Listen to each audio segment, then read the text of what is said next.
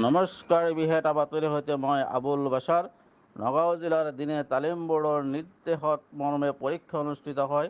নাঙ্গলদোৱা আশিগড় আঞ্চলিক দিনে তালিম বোৰ্ডৰ অধীনত থকা চুপাহী মাদ্ৰাছাসমূহত তিনিদিনীয়া কাৰ্যসূচীৰে আৰম্ভ বৃত্তি পৰীক্ষা অন্ত পৰে আজি। উক্ত পৰীক্ষাত প্ৰায় 7খন চুপাহী মাদ্ৰাছা অংশগ্ৰহণ কৰে আৰু সুকলমে পৰীক্ষা অনুষ্ঠিত হয়। নাঙ্গলদোৱা আশিগড় আঞ্চলিক দিনে তালিম বোৰ্ডৰ সভাপতিয়ে মন্তব্য আগবঢ়ায় যে সকলো চুপাহী মাদ্ৰাছা দিনে তালিম বোৰ্ডৰ অন্তৰ্ভুক্ত হ'ব লাগে আৰু দিনে তালিম বোৰ্ডৰ অধীনত ৰেজিষ্ট্ৰেশ্যন কৰিব লাগে বুলি আহ্বান জনায়। পুনৰ জনাইছোঁ, নগাঁও জিলাৰ দিনে তালিম বোৰ্ডৰ নিৰ্দেশ মৰ্মে পৰীক্ষা অনুষ্ঠিত হয়। নাঙ্গলদোৱা আশিগড় আঞ্চলিক দিনে তালিম বোৰ্ডৰ অধীনত থকা চুপাহী মাদ্ৰাছাসমূহত তিনিদিনীয়া কাৰ্যসূচীৰে আৰম্ভ হোৱা বৃত্তি পৰীক্ষা অন্ত পৰে আজি। উক্ত পৰীক্ষাত প্ৰায় 7খন চুপাহী মাদ্ৰাছা অংশগ্ৰহণ কৰে আৰু সুকলমে পৰীক্ষা অনুষ্ঠিত হয়। নাঙ্গলদোৱা আশিগড় আঞ্চলিক দিনে তালিম বোৰ্ডৰ সভাপতিয়ে মন্তব্য আগবঢ়ায় যে সকলো চুপাহী মাদ্ৰাছা দিনে তালিম বোৰ্ডৰ অন্তৰ্ভুক্ত হ'ব লাগে, দিনে তালিম বোৰ্ডৰ অন্তৰ্ভুক্ত হৈ ৰেজিষ্ট্ৰেশ্যন কৰিব লাগে বুলি আহ্বান জনায়। আপোনালোকৰ আজি কাৰ্যসূচী সম্পৰ্কে জানিব বিচাৰিছোঁ। কিমান দিনীয়া আপোনালোকৰ প্ৰশিক্ষণ শিবিৰ আছিল বা পৰীক্ষা কেইদিনৰ মূৰত অনুষ্ঠিত হ'ল, কিমানজন ছাত্ৰ ছাত্ৰী অৱতীৰ্ণ হৈছিলে? বিশেষকৈ আমাৰ নগাঁও জিলা দিনে তালিমী বৰ্ডৰ হুকুম মৰ্মে আশিগড় নাঙ্গলদোৱা আঞ্চলিক দিনে তালিমী বৰ্ডত তিনিদিনীয়া কাৰ্যসূচীৰে বৃত্তি পৰীক্ষা আয়োজন কৰা হৈছিল।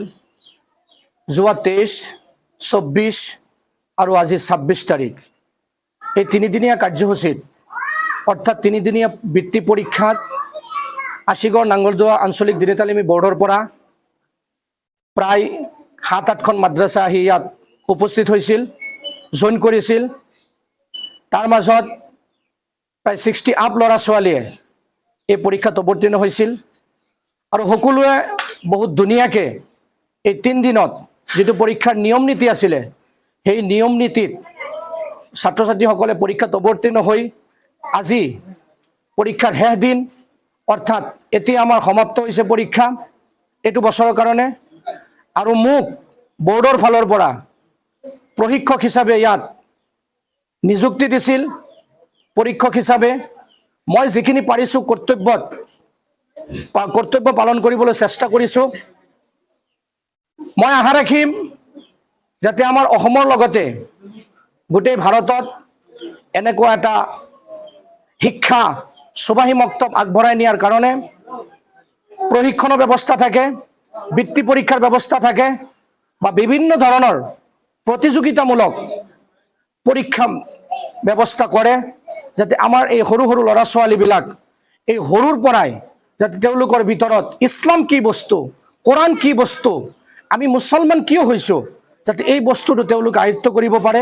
সৰুৰ পৰাই যাতে কোৰাণৰ ফালে এটা মহাব্বত ৰাখিব পাৰে, যাতে আমাৰ এই চুপাহী মক্তবৰ পৰা এই ল'ৰা ছোৱালীবিলাক ডাঙৰ হৈ এটা সময়ত আমাৰ সমাজৰ ভাল কাম কৰিব পাৰে, ডাঙৰক সন্মান কৰিব পাৰে, নিজৰ মাক দেউতাকৰ খেদমত কৰিব পাৰে, শিক্ষাগুৰুসকলক সন্মান দিব পাৰে। তাৰেই কামনা কৰি আমাৰ নগাঁও জিলা দিনে তালিমী বৰ্ডৰ পৰা আমাৰ নগাঁও ডিষ্ট্ৰিক্টত, নগাঁও জিলাত যিমানখিনি চুপাহী মক্তব আছিলে প্ৰায় 60টামান আঞ্চলিক দিনে তালিমী বৰ্ড আছে। তাৰ ভিতৰত এই আশিগড় নাঙ্গলদোৱা এটা বৰ্ড আছিলে। আজি আমি এই বৰ্ডখনত